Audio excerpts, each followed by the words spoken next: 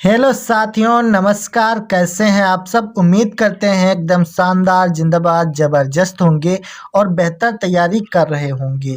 दोस्तों, बोर्ड परीक्षा 2024 काफ़ी नज़दीक है, तो अब हम आपको प्रोवाइड कर रहे हैं क्लास 12th हिंदी का जो है सामान्य हिंदी का पेपर, यानी कि जो बोर्ड एग्जाम 2024 में पेपर आने वाला है, जो पैटर्न है पेपर का, उस सेम पैटर्न पर आपके लिए हम पेपर लेकर के आए हैं। यानी ये प्री बोर्ड परीक्षा का पेपर है। ठीक है, प्री बोर्ड मतलब क्या होता है? यानी कि बोर्ड से पहले ली जाने वाली परीक्षा। ठीक है ना, ये सेम पैटर्न रहेगा, पूरा यही क्वेश्चन बोर्ड एग्जाम में आने वाले हैं, है ना। तो ये पेपर आप समझ लीजिए कि बोर्ड एग्जाम का पेपर है, आप दे रहे हैं, तो इसको आप लोग हल करिए और देखिए कि आप लोग कितना स्कोर कर पा रहे हैं, ताकि आपको बोर्ड में जब पेपर मिले तो कोई टेंशन ना हो, है ना। तो अभी से जब आप पेपर को हल करोगे तो बोर्ड में जब आपको पेपर मिलेगा तो कुछ नया नहीं लगेगा, क्योंकि सब तो आप लोग पढ़ चुके होंगे। तो चलिए बिना टाइम वेस्ट किए वीडियो को स्टार्ट करते हैं। पूरा पेपर पैटर्न आपको बताएंगे और कौन कौन से इंपॉर्टेंट क्वेश्चन हैं ध्यान रखना है जिनको, वो भी इसमें डिस्कस करने वाले हैं। क्योंकि इसमें जीवन परिचय मिल जाएंगे, आपको गद्यांश पद्यांश मिल जाएंगे, बहुविकल्पी प्रश्न 10 मिल जाएंगे। तो वीडियो बहुत ज़्यादा इंपॉर्टेंट है, ध्यान से देखना, है ना। चलिए स्टार्ट करते हैं। चैनल पर पहली बार आए हो तो सब्सक्राइब कर लीजिएगा और वीडियो को लाइक कर दीजिएगा। तो यहाँ पर ये आपका पेपर जो है 100 नंबर का होगा। ठीक है, और आपको 3.25 घंटे इसके लिए आपको क्या मिलेगा? टाइम मिलेगा। ठीक है, इतना तो सबको पता है। तो यहाँ पर सबसे पहले आपके बहुविकल्पी प्रश्न पूछे जाते हैं, क्वेश्चन नंबर 1।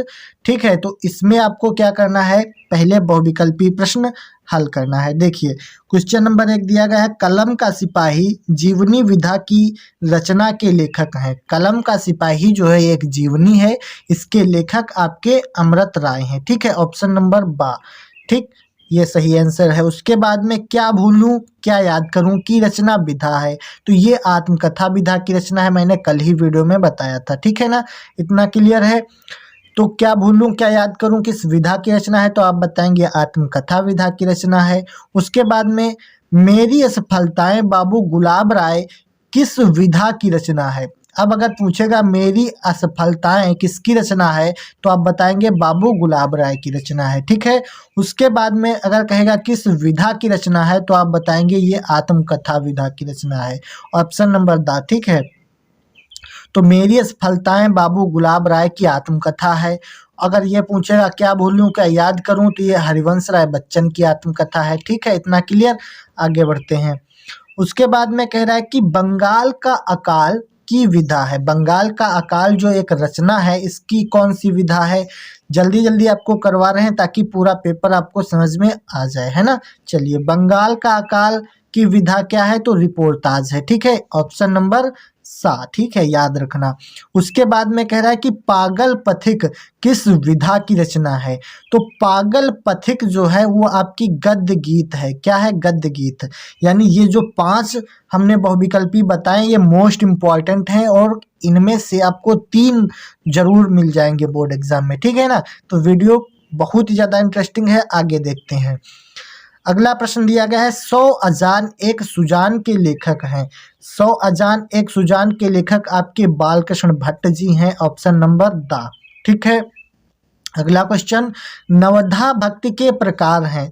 नवधा भक्ति जो है इसके कितने प्रकार होते हैं, तो आप बताएंगे 9 प्रकार होते हैं। कितने प्रकार होते हैं? 9। ठीक है, क्लियर है। आगे बढ़ते हैं। जैसे नवधा भक्ति पूछ लेगा तो आप बताएंगे 9 प्रकार होते हैं। और हिंदी का प्रथम कवि माना जाता है। अगर आपसे पूछेगा कि हिंदी का प्रथम कवि कौन है, तो आप बताएंगे सरहप्पा है। कौन है? सरहप्पा है। ठीक है, ऑप्शन नंबर बा। ओके, क्लियर है। आगे बढ़ते हैं। क्वेश्चन दिया गया है कि निम्नलिखित में से कौन प्रेमाश्रयी शाखा के कवि नहीं है। ठीक है, तो आपको यहाँ याद रखना है जायसी, मंझन और कुतुबन ये जो है प्रेमाश्रयी शाखा के कवि हैं, लेकिन नंददास जो हैं वो आपके प्रेमाश्रयी शाखा के कवि नहीं है। इतना क्लियर है, सबको समझ में आ रहा है। आगे बढ़ते हैं। अगला प्रश्न है कि निम्नलिखित में से हरिऔध की रचना नहीं है। हरिऔध की रचना कौन सी नहीं है, तो आपको याद है कि चुभते चौपदे, रस कलश और वैदेही वनवास, ये आपकी हरिऔध जी की रचनाएं हैं, लेकिन यहाँ पर अनघ जो है वो आपकी हरिऔध जी की रचना नहीं है। तो ऑप्शन नंबर द सही आंसर हो जाएगा। ठीक है, ये 10 आपको बहुविकल्पीय प्रश्न समझ में आए। इसी प्रकार से बोर्ड एग्जाम में 10 प्रश्न पूछे जाने वाले हैं, यानी बहुविकल्पी से 10 नंबर आपको पक्के हो चुके हैं। आगे बढ़ते हैं। उसके बाद में आपका एक गद्यांश दिया जाएगा, ठीक है, इसको पढ़ना है। इसके बाद में आगे 5 प्रश्न दिए गए हैं। देखिए ये गद्यांश है, ठीक। आगे बढ़ दिखाते हैं आपको, ये देखिए यहाँ से देखिए, ये आपको 5 प्रश्न दिए गए हैं, है ना। तो उसके बाद में एक दूसरा गद्यांश दिया जाएगा, उसके 5 प्रश्न दिए जाएंगे। मतलब जो गद्य खंड से होगा गद्यांश, उसके 5 प्रश्न होंगे। फिर एक पद्य खंड से होगा गद्यांश, उसमें 5 प्रश्न आएंगे। ठीक है, इस प्रकार से आपको करना है। तो गद्यांश कहाँ से पूछा गया है ये भी देख लीजिए, मोस्ट इम्पॉर्टेंट है। जैसे गद्यांश दिया गया है कि नए शब्द, नए मुहावरे एवं नई रीतियों के प्रयोग से युक्त भाषा को व्यावहारिकता प्रदान करना ही भाषा में आधुनिकता लाना है। दूसरे शब्दों में केवल आधुनिक युगीन विचारधाराओं के अनुरूप नए शब्दों के गढ़ने मात्र से ही भाषा का विकास नहीं होता है। मतलब ये भाषा और आधुनिकता चैप्टर से लिया गया है। ठीक है, तो इसके रचनाकार कौन है? तो प्रोफेसर जी सुंदर रेड्डी हैं। भाषा और आधुनिकता नामक चैप्टर है। ठीक है, इतना क्लियर है। अब देखते हैं इसके क्वेश्चन। क्वेश्चन में दिया गया है कि उपर्युक्त गद्यांश के पाठ और लेखक का नाम लिखिए। तो इतना याद रखना है, जितने भी आपके पाठ हैं और उनके लेखक हैं वो आपको याद कर लेने हैं, क्योंकि ये 2 नंबर तो सिर्फ यही पूछता है, गद्यांश के पाठ और लेखक का नाम। ठीक है, फिर कह रहा है कि रेखांकित अंश की व्याख्या कीजिए। क्वेश्चन नंबर का रेखांकित अंश की व्याख्या करना है, तो उसमें जो रेखांकित अंश दिया गया है उसकी आपको व्याख्या करनी है। ठीक है, इसी प्रकार से 5 प्रश्न आपको मिल जाएंगे। ओके, क्लियर है। उसके बाद में अगला गद्यांश जो है वो दिया गया है कि मैं कब कहता हूँ जब मेरी दुर्गति के अनुकूल बने, मैं कब कहता हूँ जीवन मरु नंदन कानन का फूल बने। ठीक है, कांटा कठोर है, तीखा है, उसमें उसकी मर्यादा है। ठीक है, तो ये एक प्रकार का गद्यांश है।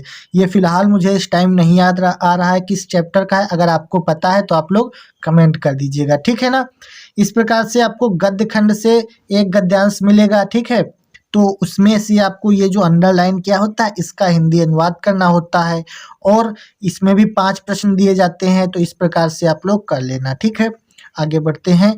उसके बाद यहाँ से इम्पॉर्टेंट चीज़ें हैं कि निम्नलिखित में से किसी एक लेखक का साहित्यिक परिचय देते हुए उनकी प्रमुख कृतियों का उल्लेख कीजिए। तो यहाँ पर 3 जीवन परिचय आपको याद करने हैं। कौन सा? आचार्य हजारी प्रसाद द्विवेदी, प्रोफेसर जी सुंदर रेड्डी और वासुदेव शरण अग्रवाल। ये 3 जीवन परिचय मोस्ट इम्पॉर्टेंट है। ठीक है, इनमें से आपको 100% मिल जाएगा अगर आप लोग इतना याद करते हैं। ठीक है, आगे बढ़ते हैं। उसके बाद में देखिए अगला क्वेश्चन है कि निम्नलिखित में से किसी एक कवि का साहित्यिक परिचय। ये हो गया किसका? लेखक का, और ये है कवि का। कवियों में आपका जयशंकर प्रसाद, सुमित्रानंदन पंत और महादेवी वर्मा, इन 3 चीज़ों का, यानी 3 जो है कवियों का बहुत ज़्यादा इम्पोर्टेंट है और बार बार पूछा जाने वाला है। ठीक है, तो महादेवी वर्मा, जयशंकर प्रसाद, सुमित्रानंदन पंत का आपको याद रखना है। उसके बाद में यहाँ से आता है ध्रुव यात्रा अथवा बहादुर कहानी का सारांश लिखिए। अधिकतम शब्द 80 शब्द का होता है। अधिकतम शब्द जो होंगे वो 80 होंगे। 80 शब्दों में आपको ध्रुव यात्रा अथवा बहादुर कहानी का सारांश लिखना है। यहाँ पर आप पंचलाइट कहानी को भी याद रख सकते हैं, यानी पंचलाइट और बहादुर में से एक याद कर लीजिए, आपका काम हो जाएगा। उसके बाद में अगला प्रश्न पूछा जाता है, 5-5 नंबर वाले प्रश्न हैं। तो यहाँ से आपका स्वपठित खंड काव्य के आधार पर किसी एक खंड काव्य के प्रश्न का उत्तर दीजिए। यहाँ पर काफी खंड काव्य दिए जाते हैं। ठीक है, तो आपके जिले में जो खंड काव्य लगता है, जैसे मुक्ति यज्ञ हो गया, सत्य की जीत है, रश्मि रथी है, आलोक व्रत है, ठीक है, इस प्रकार से आपके जो जिले में लगता है, जो मान्य है, वो आप लोग पढ़ लीजिएगा। ये आपको कैसे पता चलेगा, तो आपके बड़े भाई बहन हो या फिर कोई टीचर हो, उससे संपर्क कर लीजिए कि आपके ज़िले में जो लगता है आपको वही तैयार करना है, इसमें बताने वाला कुछ है नहीं। 5 नंबर में पूछा जाता है तो इसको तैयार ज़रूर कर लेना, ठीक है ना, बहुत आसान होता है। आगे बढ़ते हैं। देखिए अगला प्रश्न दिया गया है, यहाँ से खंड खा में आपका संस्कृत गद्यांश दिया जाता है, ठीक है। तो संस्कृत गद्यांश में जैसे पढ़ते हैं, दिए गए संस्कृत गद्यांशों में से किसी एक का संदर्भ सहित हिंदी में अनुवाद कीजिए। ये आपका टोटल 7 नंबर में पूछा जाता है, ठीक है ना, देख सकते हैं आप लोग। तो संस्कृत का गद्यांश जो है आपको आना ही चाहिए। इसका क्या करना है, इसका हिंदी अनुवाद लिखना होता है और क्या करना है, इसमें आपको संदर्भ लिखना पड़ता है। तो आपको पाठ का नाम जरूर याद रखना है, ठीक है, क्लियर है। उसके बाद में एक आता है संदर्भ में अनुवाद करिए, मतलब एक श्लोक आएगा, एक गद्यांश आएगा। तो एक श्लोक भी आपका 7 नंबर का होता है। इसके लिए आपको एक ही चैप्टर है श्लोक वाला, वो आप याद कर लीजिएगा, ठीक है, बहुत आसान होता है। तो आपको श्लोक और संस्कृत गद्यांश से 14 नंबर मिलने वाले हैं, तो इसको आप लोग बिल्कुल भी नहीं छोड़ना, ठीक है। उसके बाद में यहाँ से मुहावरे और लोकोक्तियाँ में से किसी एक का अर्थ लिखकर वाक्य प्रयोग करना है, ठीक है। इस प्रकार से आप लोग कर लीजिएगा। ये तो आपका व्याकरण हो गया। उसके बाद में आगे बढ़ते हैं। व्याकरण वाला पोर्शन क्या है इसमें, तो व्याकरण में तो आप लोग जानते ही हैं कितना है, जो पढ़ना है आप लोग पढ़ लीजिएगा, ये सब व्याकरण में आता है, ठीक है। उसके आगे क्या आता है, देखिए यहाँ से देख लीजिए सब कुछ। उसके आगे देखिए, यहाँ से मोस्ट इम्पॉर्टेंट है, वीर रस अथवा हास्य रस का लक्षण, उदाहरण व स्पष्टीकरण सहित लिखिए। उसके बाद यमक अलंकार अथवा उपमा अलंकार का लक्षण, उदाहरण सहित लिखिए, ठीक है। वीर रस और हास्य रस मोस्ट इम्पॉर्टेंट है। यमक अलंकार और उपमा अलंकार ये बहुत ज़्यादा इम्पॉर्टेंट है। और छंद में क्या आपका चौपाई छंद और सोरठा छंद बहुत ज़्यादा इम्पॉर्टेंट है, ठीक है। तो ये आपको 6 नंबर देने वाले हैं। तो रस छंद अलंकार आपको तैयार करने हैं, क्योंकि ये फिक्स नंबर आपके हैं, ठीक है। और फिर आपका आता है, केनरा बैंक के प्रबंधक को अध्ययनार्थ ऋण प्राप्ति है तो पत्र लिखिए, ठीक है। यानी कि ऋण प्राप्त के लिए आपको पत्र लिखना है, जो मैंने भी बना रखा है वीडियो, ठीक है। उसके बाद में बिजली समस्या के निराकरण हेतु जिले के बिजली विभाग को एक शिकायती पत्र लिखना है। तो आप इनमें से दोनों तैयार कर लीजिए। पता कौन सा है ये तो अभी कहा नहीं जा सकता, ठीक है।